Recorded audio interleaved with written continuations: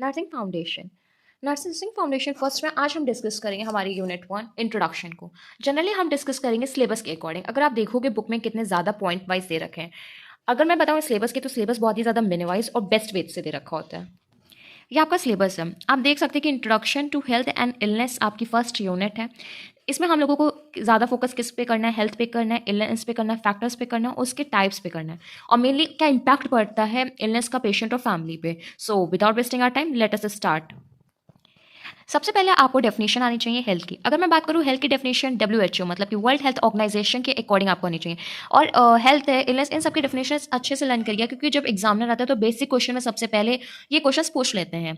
अगर मैं बात करूँ health, health is a state of complete physical, mental and social wellbeing and not merely an absence of disease और infirmity and the ability to lead a socially and economically productive life. अगर मैं बात करूँ, अभी आप sociology psychology का exam दियो तो आपको पता है कि डेफिनेशन एज इट इज लिखनी होती है।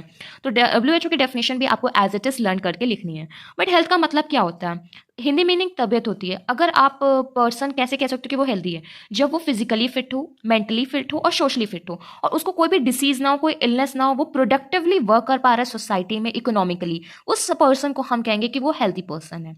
मेरे अकॉर्डिंग अब आपको समझ में आ गया होगा। नेक्स्ट आपका क्या है, कॉन्सेप्ट ऑफ हेल्थ। जब एग्जाम में आपका आएगा तो सबसे पहले आप हेल्थ के डेफिनेशन लिखेंगे, नेक्स्ट आप लिखेंगे कॉन्सेप्ट ऑफ हेल्थ। बेसिकली आपके 4 कॉन्सेप्ट्स होते हैं हेल्थ के। सबसे पहले biomedical, ecological, psychosocial and holistic. हम डिस्कस करते हैं वन बाई वन। बायोमेडिकल का मेन वर्क क्या होता है कि एब्सेंस ऑफ डिसीज। अगर आप जानते हो कि मेडिकल मतलब कि मेडिसिन से रिलेटेड, मेडिसिन आप क्यों लेते हो कि जिससे भी आपकी कोई भी डिजीज या इन्फर्मिटी है वो आपके दूर हो जाए, राइट। इकोलॉजिकल कॉन्सेप्ट क्या होता है? ये कहीं ना कहीं रिलेटिव होता है एब्सेंस ऑफ पेन, मतलब कि जो भी डिस्कम्फर्ट एडेप्शन होता है वो इन्वायरमेंट को ऑप्टिमल फंक्शंस पे रखता है।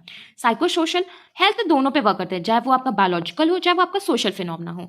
हॉलिस्टिक कॉन्सेप्ट जो माइंड के साउंड बॉडी से या फिर कह सकते हैं साउंड फैमिली से या साउंड एनवायरमेंट से करता है। ये आपकी बुकिश लैंग्वेज है, बट मैं आपको एक बार हिंदी में समझा दूँ तो बायोमेडिकल का मतलब होता है कुछ ऐसे तरीके जिससे एक इंसान की डिजीजेस, उसकी बीमारियों को हम दूर कर दें। इकोलॉजिकल का मतलब होता है उससे कोई भी इन्वायरमेंट को, मतलब इन्वायरमेंट को हम लोग डिस्कम्फर्ट ना करें, मतलब कि जो हमारी प्रकृति है, जो हम लोगों को नेचर है, उसको डिस्ट्रॉय ना करें। साइको सोशल, साइको का मतलब होता है माइंड और सोशल का मतलब होता है सोसाइटी। इस तरीके से हमें वर्ल्ड वाइड सोशल गोल करने हैं जिस तरीके से हम उनको कंफ्यूज ना करें और कॉन्सेप्ट भी हमारा क्लियर हो जाए। नेक्स्ट आपका क्या, हॉलिस्टिक। हॉलिस्टिक का मतलब होता है एक इनर पीस, जिसको हम लोग कहते हैं एक हमारी माइंड की सोच या फिर कह सकते हो आवाज, जिससे क्या होता है एक जो ब्रेक डाउन होता है मशीनरी का। ये मैंने सिंपली लैंग्वेज में आपको बता दी जिससे आपको क्लियर हो जाए कि कॉन्सेप्ट ऑफ हेल्थ है क्या।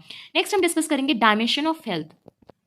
डायमेंशन ऑफ हेल्थ, जनरली आप देख रहे हो किस तरीके से प्रेजेंटेशन कर रखा है, इसी तरीके से आपको प्रेजेंटेशन करना है अपनी एग्जाम कॉपी में। इस अकॉर्डिंग प्रेजेंटेशन से एक्स्ट्रा मार्क्स मिलते हैं, और ज़्यादातर हेडिंग पे फोकस रहता है तो एग्जामिनर आपके अंदर के पॉइंट्स नहीं पढ़ता, इससे चांसेस रहते हैं कि हम लोग नंबर को सेव कर सकते हैं। तो हम स्टार्ट करते हैं वन बाई वन। सबसे पहले अगर मैं बात करूँ एजुकेशन। अब डायमेंशन का मतलब क्या होता है कि वो कितना हेल्थ केयर वर्कर हमारे लिए इंपॉर्टेंट है, हमारे लाइफ स्टाइल के लिए, हमारे प्लेसेस के लिए, हमारे फैक्टर्स के लिए। आप इजीली इसको समझेंगे ना तो आपको बहुत ही ज़्यादा क्लियर हो जाएगा। सबसे पहले एजुकेशन। तो आपको पता है कि अगर आप हेल्थ सेक्टर में हो तो आपको पता है कि हमारी मेडिकल फील्ड कितनी स्ट्रॉन्ग है। क्यों? क्योंकि एजुकेशन, हम लोग रिसर्च करते हैं, स्टडीज़ करते हैं। अभी हम लोगों ने बायोकेमिस्ट्री का एक यूनिट कंप्लीट करा कार्बोहाइड्रेट, उसमें सबसे मेटाबॉलिक डिसीज अगर मैं बात करूँ तो डायबिटीज मेलाइटस सबसे ज़्यादा है। तो अगर हम लोग रिसर्च कर पा रहे हैं तभी हमें क्लियर है कि किस तरीके से हमारे लिए वो इंपॉर्टेंट है। नेक्स्ट आपका पॉइंट है फिजिकल इन्वायरमेंट। अब फिजिकल इन्वायरमेंट हेल्थ से कैसे होता है? अभी हम लोगों ने कॉन्सेप्ट पढ़ा था जिसमें हम लोग इन्वायरमेंट के कह रहे थे। इन्वायरमेंट की बात इसलिए कर रहे थे क्योंकि कहीं ना कहीं डायरेक्ट इम्पैक्ट पड़ता है। अगर आप हेल्दी इन्वायरमेंट पे हो तो आप फिट रहोगे मेंटली। नेक्स्ट आपका क्या, एम्प्लॉयमेंट एंड वर्किंग कंडीशंस। अब जैसे कि अगर मैं बात करूँ, अगर कोई फैक्ट्री में वर्क कर रहा है, बेंगल फैक्ट्री या फिर लीड फैक्ट्री, तो उसको पल्मोनरी डिसीजेज ज़्यादा होंगी। क्यों? क्योंकि वहाँ का इन्वायरमेंट ऐसा है। तो आप जहाँ काम कर रहे हो वो एरिया कहीं ना कहीं अफेक्ट बहुत करता है। अगर मैं सच बताऊं तो हॉस्पिटल में इन फ्यूचर आप सब नहीं, मतलब ऑलमोस्ट लोग, आप लोग में से ही काम करोगे, राइट। तो आपको पता है कि हॉस्पिटल में कितना हमारी लाइफ थ्रेटनिंग होती है। अगर हम लोगों को थोड़ा सा भी प्रिक हो गया तो हम लोगों को HIV जैसी वायरसेस से इम्पैक्ट होगा, एड्स हो सकता है हम लोगों को, हेपेटाइटिस हो सकता है, ट्यूबरक्लोसिस हो सकता है, ना जाने कौन से बीमारियां हो सकती हैं। जितने भी हॉस्पिटल एक्वायर्ड इन्फेक्शन है वो सब हमको हो सकते हैं। कहाँ से? हॉस्पिटल से। तो वो कहीं ना कहीं हमारी वर्किंग कंडीशंस होती हैं। लेकिन ऐसा नहीं है कि हम लोग काम काम करना छोड़ देते हैं। उसके लिए हम लोग क्या करते हैं, इक्विपमेंट्स का यूज़ करते हैं। जब आप आगे पढ़ेंगे तो पीपीई आता है, पर्सनल प्रोटेक्टिव इक्विपमेंट। आप उतने अपने आप को हाइजीन मेंटेन करोगे, उतने आप क्या करोगे, अपने हेल्थ पे अवेयर रहोगे। नेक्स्ट आपका पॉइंट है सोशल सपोर्ट नेटवर्क। सो सोशल सपोर्ट नेटवर्क आपको पता है क्योंकि वो इंगेज रखता है, प्रमोट करता है बिहेवियर को। नेक्स्ट क्या है, इनकम। तो अभी हम लोगों ने एक पॉइंट पढ़ा था इकोनॉमिक स्टेबिलिटी, तो वो उस पॉइंट से आप कोरिलेट कर सकते हो। नेक्स्ट क्या, पर्सनल हेल्थ। तो कोपिंग स्किल्स, फॉर एग्जाम्पल एक मैं एग्जाम्पल से बता दूँ जिससे आपको समझ में आ जाएगा। कोपिंग स्किल्स का मतलब क्या होता है, उससे डील कर ले जाना, उससे कोई प्रॉब्लम ना होना। एक पर्सन है जिसको कोल्ड हुआ है, वो मेडिसिन नहीं ले रहा है, वो उसको ऐसे हैंडल कर रहा है, ऐसे मैनेज कर ले रहा है, उसको झेल ले रहा है। बट एक पर्सन है जिसको थोड़ा सा कोल्ड है, उसने तुरंत मेडिसिन ले ली, तो ये कहीं ना कहीं वो उसकी हेल्थ को अफेक्ट करेगा।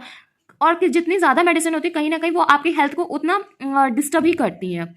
ये चीज़ आपके हेल्थ पे इम्पैक्ट ज़्यादा देती है।